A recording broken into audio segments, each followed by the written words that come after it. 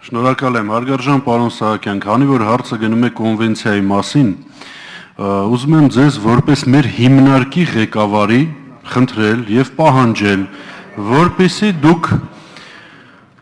բացատրություն պահանջեք եւ ստանաք հետեւյալ հարցի վերաբերյալ։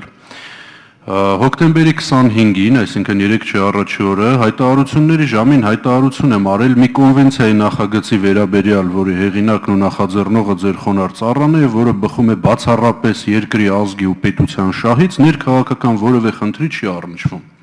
Հարցս մշտումջենական է արդեն։ Հանրային հեռուստատեսությունը խորհրդարան հաղորդումից պարտադիր հեռարձակման ենթակա ինչու է հանել այդ հաղորդումը։ Արդյոք կան ՀՄԵԿ-ի գործունեությունը թելադրող կամ ՀՄԵԿ-ում ծվարած ազգային պետական ու ժողովրդական շահը ոտնահարող կամ դրա դեմ աշխատող մարդիկ։ Վերջապես այս հարցի պատասխանը կարելի է ստանալ թե ոչ։ Շնորհակալ եմ։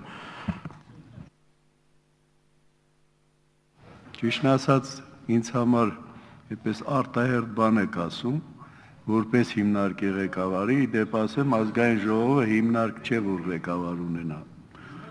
Եվ բացի դրանից է ազգային հեռուստատեսության հետ է կապված, հարկավոր է հարցնել նրա շուտով նաև նրանց լսումները կլինեն այստեղ, այդ ժամանակ կհարցնեք դուք։